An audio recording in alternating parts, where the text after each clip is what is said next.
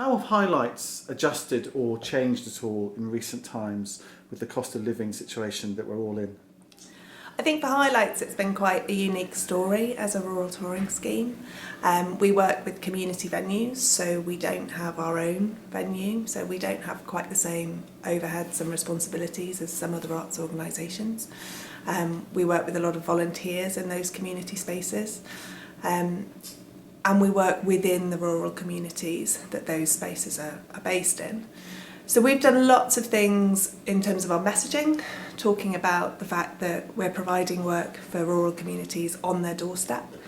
Around 58% of our audience live within 0 to 5 miles of their venue.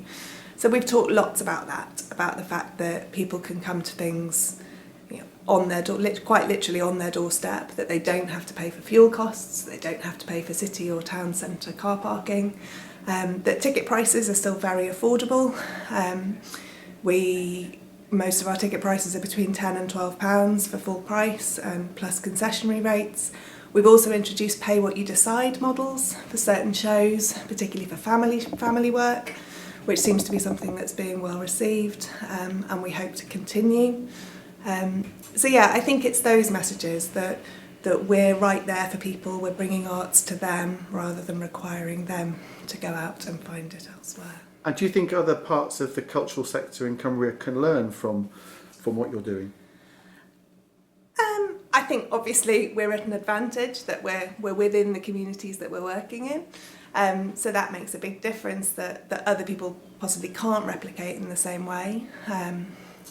But I think in terms of pricing structures and thinking about pay what you decide models, I know there's plenty of venues who are now doing that, and Rose Hill had a fabulously successful production this week, which was pay what you decide.